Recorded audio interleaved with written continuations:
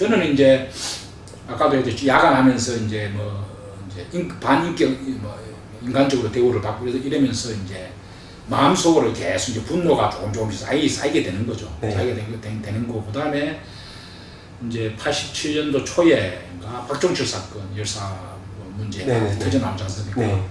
그 86년부터 해서 막 하여튼 전반적으로 보면 호언칠 때 뭐 이런 얘기가 나오고 그다음에 신문 같은 경우는 우리가 볼 수 있었잖아요. 그 당시 조선일보나 동아일보를 해도 하여튼 그런 기사들에 대해서는 제가 같이 일하던 몇몇 분들은 좀 관심을 가지고 보고 이랬어요. 네. 그런 얘기도 같이 하고 뭐 그런 이제 그러면서 이제 87년 6월 항쟁 제가 마산 살았는데 이제 그 당시 6월 10일 날 그 육호광장이라고 마산에 이제 육호광장에서 이제 60대가 있다 하더라고요. 그러니까 그때 저는 야간이었는데 좀 일찍 나와서 거기에 참여를 했어요. 몇몇 이제 주변의 동료들과 같이. 거기 가가지고 이제 시 대회에 참여해가지고 체류탄 쏘고 체류탄 맞고 돌멩이 던지고 도망 다니고 이런 과정이 있었죠. 이런 과정. 이제 그거를 이제 그렇게 참여했던 사람들은 이제 야간에 들어가서 이제 일을 하면서 그걸 무용담으로 얘기하고 이랬었습니다. 그래서 저는 아무튼 6월 10일부터 해서 각종 뭐 이제 대회가 쭉 있지 않습니까? 그죠? 부산도 그랬지만 마산도 쭉 있었거든요. 그게 이제 야간일 때는 야간 들어가기 전에 참여하고 주간일 때는 이제 주간 마치고 회사 마치고 참여하고 있어요. 회사 동생이 이제 저 같은 반에 있는 동생이 저보다 요 사회적으로 조금 눈을 빨리 뜬 동생이 있었거든요. 그 동생하고 같이 쭉 많이 다녔죠. 네, 저기 6월 항쟁 이야기를 본격적으로 하기 전에 제가 한번 확인하고 싶은 게 85년도 무렵에 이제 구로동맹 파업도 터지고 대우 그게 굉장히 시끄러웠지 않습니까? 그런 소식을 이제 다 신문을 통해서 접하고 하셨습니까? 잘 몰랐죠. 그때까지는 또 그런 일이 있는 것을 나중에 아는 거죠. 나중에 이제 아시게 된 거예요. 그 당시에는 바로 몰랐습니다. 소식을 듣거나 그러지는 않으셨는데 몰라. 그 당시 노조 활동에 뉴스에서 노조 활동에 악의적인 보도 같은 건 있었을 것 같은데 그것도 저는 별로 기억이 안 나지 않습니다. 그러시군요. 네, 나중에 이제 활동하시면서 더 많이 이야기를 들으셨겠군요. 알겠습니다. 그럼 6월 항쟁 아까 이제 그 6호 광장에서 그런 국민 대회가 있다라고 하는 거를 뭐 누구한테 소식을 들으셨는 건가요? 어떻게 그 소식을 접하게 되셨습니까? 처음에. 그 이제 소식을 들었죠. 이제 주변에 이제 우리 회사에 이제 아까 얘기했듯이 이제 먼저 활동하신 분들이 이제 회사에 그런 감시나 이런 걸 이제 모르게 감시 감독이 많았지만 그래도 모르게 비밀리에 이제 구순으로 이렇게 서로 이제 정보를 교환하고 하는 이제 사람들이 있었던 것 같아요. 저도 이제 그런 주변 사람들 얘기를 듣고 한번 가보자 호기심도 있고 가보자 이렇게 된 거고 그 당시 사회적 분위기가 이제 아무래도 워낙 억압적인 우리 회사 생활도 억압적으로 이제 생활했지만 사회적 분위기도 대단히 억압적인 그런 분위기였다 보니까 자연스레 그런 게 대해서 관심도 좀 있었고 그러다 보니까 참여하게 됐어요. 네. 그때는 뭐 경찰이 진압도 되게 거칠게 하고 해서 사실은 현장에서 잘못하면 다칠 수도 있고 좀 위험한 건데 그런 부분에 대해서 뭐 걱정은 안 되셨던가요? 그때는 아무래도 뭐 나이가 이제 뭐 젊은 20대 중반이니까 뭐 그런 두려움 이런 것 별로 없었어요. 네. 그러면 이제 사실은 그 85년도에 뭐 문성현 스님 분들 활동을 하고 하셨는데 계속 이제 뭔가 잘 안 됐지 않습니까? 이렇게 하다가 또 잠시 잡았다가 또 다시 이렇게 엎어지고 회사에서는 강경하게 이제 그런 분들을 이렇게 해고시키고 뭐 아니면 이제 다른 권고사들을 이제 전출시키고 이런 식으로 해서 그럼에도 불구하고 계속 통일중공업에서 노동운동이 이렇게 완전히 무너지지 않고 계속 이어지고 또 새롭게 이렇게 할 수 있었던 그 근본적인 이유는 어디에 있었을까요?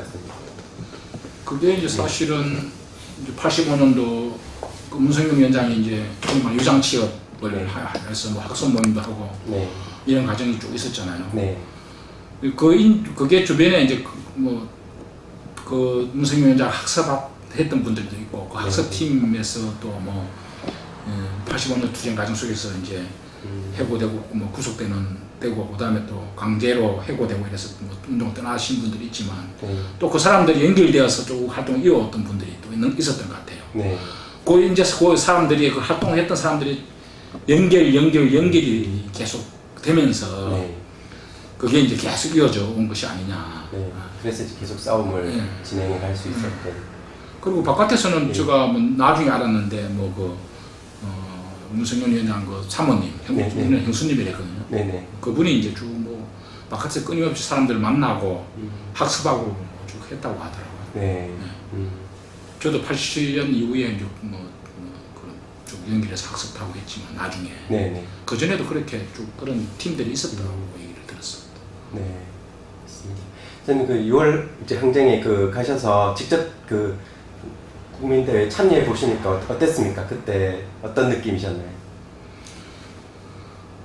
와, 정말 그 당시 내가 의식적으로 이 사회에 잘못된 거라든가 모습 이것들 내가 잘 알고 있던 것이 아니라 그냥 막연하게 세상에 문제가 조금 있구나 이 정도 막연하게 그런 생각을 가지고 참여를 했는데 사람들이 모여서 경찰에 저항하고 체류탄 쏘는데도 불구하고 돌멩이 던지고 싸우고 학생들이 이런 걸 보면서 젊은 학생들이 저래 나서서 싸우고 하는 걸 보니까 이 세상이 참 잘못됐다 이런 생각이 들고 그래서 그게 이제 내가 참여하는 게 조금이라도 도움이 되겠다 이런 이제 생각을 가지게 되더라고요.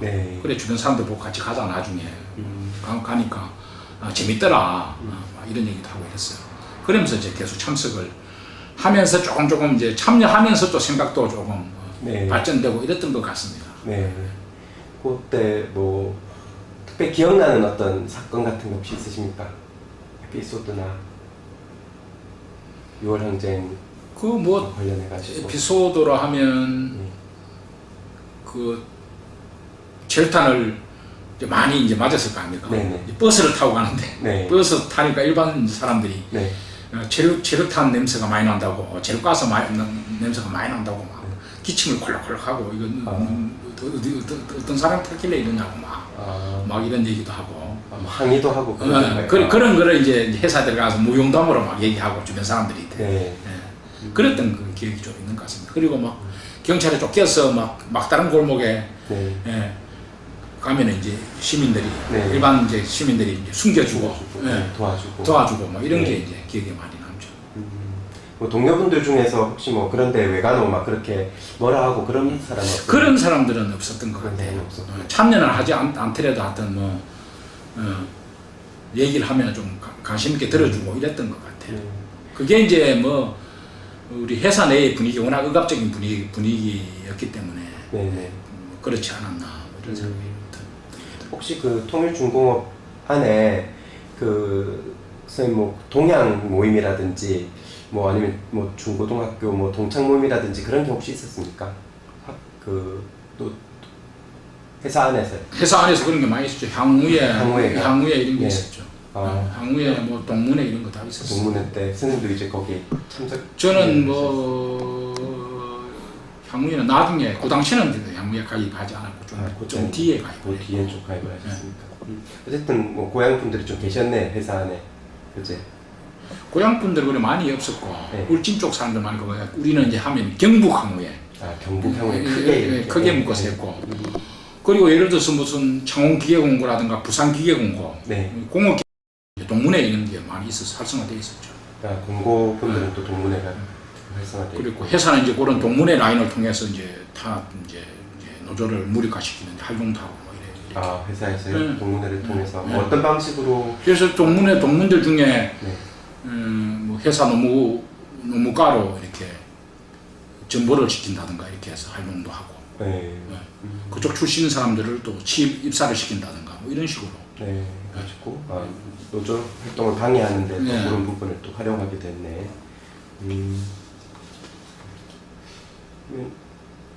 선생님께서 그 6월 항쟁 때 그때 그 마산 창원 지역의 그 싸움에 같이 가담하시면서 좀 뭐 이렇게 받은 어떤 영향이 있다면 어떤 스님이나 아니면 그 동료 노동자분들이 그 6월 항쟁을 통해서 받은 영향이 있다면 어떤 것을 이야기할 수 있을까요? 그 경험을 통해서. 저는 이제 보니까 6월 항쟁 막연하게 이제 참여하면서 조금씩 의식이 이제 변화 발전 된 게 이제 87년 노동자 투쟁에 이제 적극적으로 가담했던 계기점이었던 것 같아요. 그게 이제 잠재적으로 이제 의식이 이렇게 발전됐던 것 같고, 그리고 이제 6월 항쟁에 가장 이제 기억에 남는 것은 참 이제 저도 참여했지만 거기에 참여했던 이제 민주화의 열망을 가지고 싸웠던 게 이제 6.25 선언이라는 이런 성과를, 직선제 성과를 만들어냈던 것이 이제 그게 이제 또 한편으로 보면 사회적 민주화되면서 그게 이제 그동안 억눌렸던 이제 노동자들의 7.8 노동자 대투쟁 연결고리가 되지 않습니까?